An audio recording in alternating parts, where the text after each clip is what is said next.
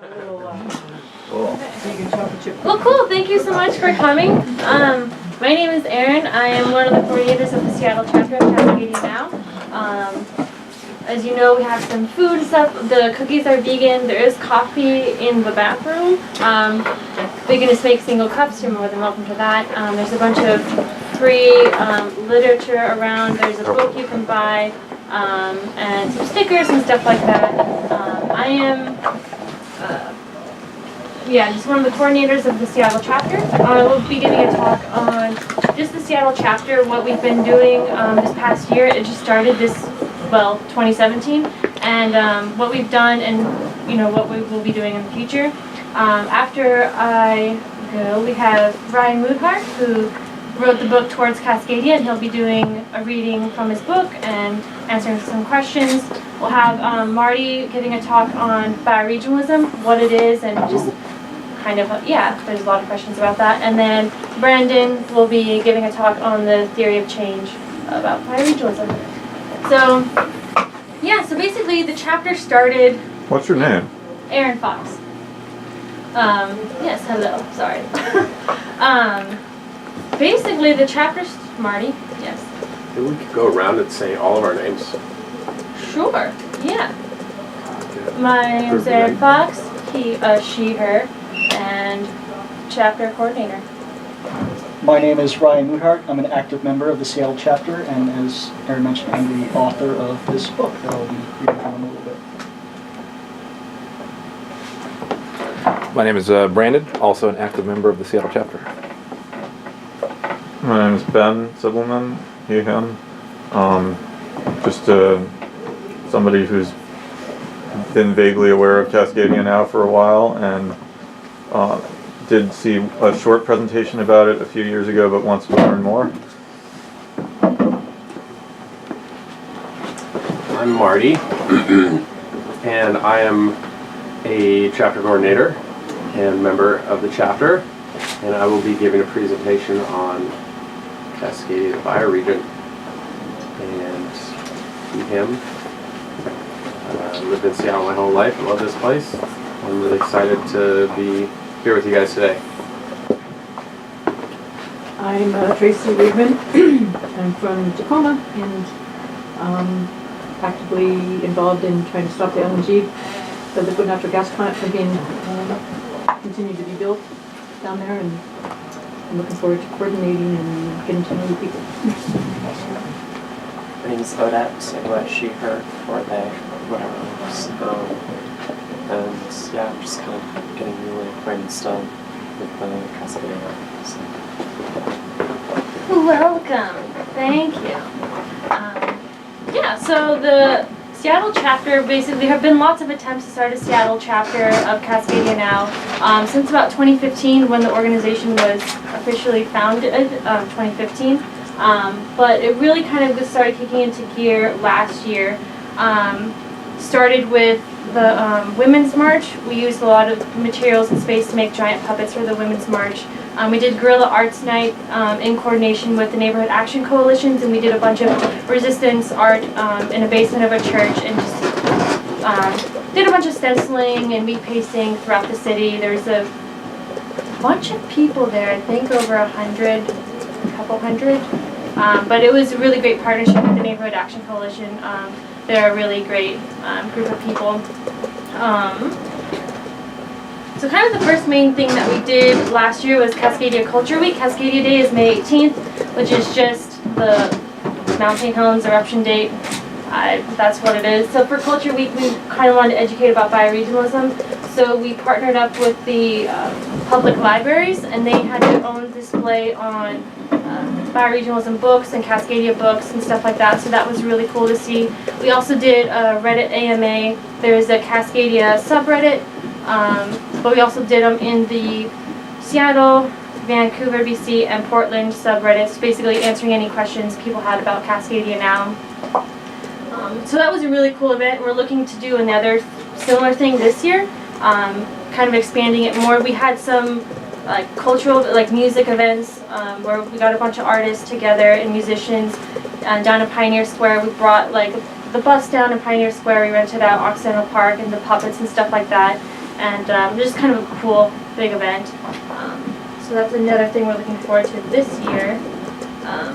Something that we were involved in a bit that happened was Cascadia Convergence. That was over the summer. It's just a weekend of camping out, and it's basically everyone from the bioregion getting together and having a good time. There's also a bunch of workshops, plant identification seminars and stuff like that, art making, and just a fun weekend. A lot of things that we do is just stickering and postering, just to kind of spread the word, and that's a really easy way to go about it. We have chapter stickers, which is pretty cool.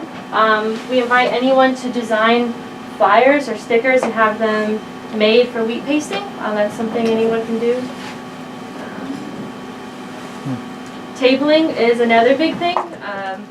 We table at a lot of different events, like in partnership with 350.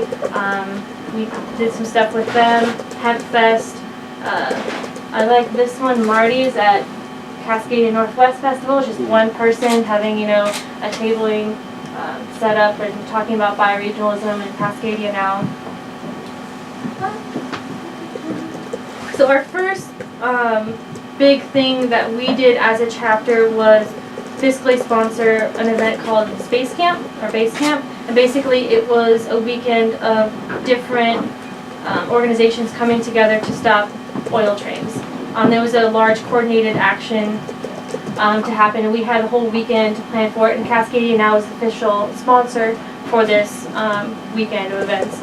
And we did some talks there on change through bioregionalism, and there was one action, a few actions that came out of it, where, I don't know, did someone get arrested at this Vancouver? Yeah.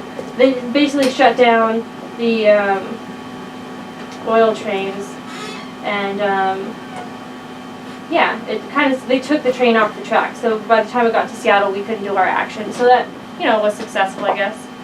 So that was one of our fiscally sponsored projects, our first one as a chapter. Our second one was the Seattle Acoustic Festival, which is basically just a weekend of acoustic music, so you can kind of see it's really wide-ranging what we do. It can be specifically direct action and then cultural stuff as well. So that was a really fun event. Cascadians Against White Supremacy, we partnered up with them for a summit on addressing the issue of white supremacy in the bioregion. Obviously it's really prevalent, especially in Washington State. We have a lot of, heads of that kind of stuff here. And really with the co-option of Cascadia, there's a lot of white supremacy groups trying to co-opt Cascadia and that concept. So there was a group working directly about this, and we're kind of in partnership with them. So that was a cool event. And a big thing that we're doing now is partnering up with different groups in direct action, specifically 350 and a lot of indigenous-led actions. We were involved in the Divest campaigns with Moscow Talks and 350. We were part of the one with the Bank of America, and then also the Tacoma LNG shutting down with the tripods, trying to shut down the terminal work business for that day. And then we went down and assisted with the Tarpies on the lawn of the Capitol. And so these are the kind of things we really want to get more involved in and plugged into, and we could use a lot more people for that. And so yeah, moving forward, we have a lot of, we just want to partner up with different groups to strengthen our bioregion. Any questions? Yes. Why was it, okay, first of all, you said SpaceCamp or BaseCamp. Which one was it? Both. It's And the same thing. second of all, why was it called that? That's a good question. I have no idea. Do you know why? Yeah. I think it was to keep a little bit of security culture Yeah. leading up to the event. We were a sponsor of the educational side of the event, and so people were coming to SpaceCamp to get educated on how to do direct action. So BaseCamp was the kind of undercover name. Okay. Yeah, the best way to put that though, Because you do It's walk like a fine line, code because a lot of this word, almost. stuff is illegal. If you're doing, locking down to something and blocking a train or shutting down a business. And so it's hard as a nonprofit to be like, oh yeah, we're sponsoring this thing where we're actively going to shut something down, so we gotta not be saying that. And SpaceCamp was kind of a theme, so we could all use aliases to talk about certain things, and the layout of the event was based on space themes. Okay. So that was the reflection for me on why it was called SpaceCamp, and then base camp being that we're like, this is home base for the action that's happening. Sure. So where was home base, or am I not allowed to know? It's like by Olympia. Yeah, We could probably. I don't remember the name of the town. Me neither. It's a very small town out by. Yeah, it was like, in the woods somewhere. Chehalis, I think Yeah. was the closest place. But the chapter officially started, I think, maybe in August. We have consistent chapter meetings every Wednesday here at 7 p.m. A big project that we're working towards now is having a podcast. And so we're actually just getting the structure of that, and that will kind of have focus on resistance in the bioregion. And that will start mid-February. And so that's another thing that we're looking for assistance with. People to contribute segments or research on, a certain topic too. Yes. One thing I would love to talk about in terms of that is highlighting businesses, local businesses that focus on bioregional kind of aspects.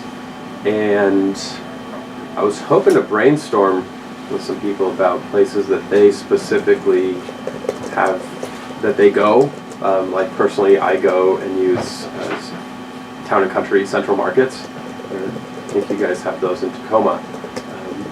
But it's a local store that I go grocery shopping at. So if anybody has places that they go that is local, treats their employees really well, and is like diverse, and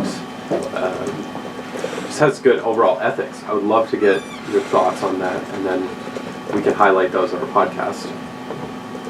So in our Q&A session. Yeah, were there any other questions, comments about Seattle chapter?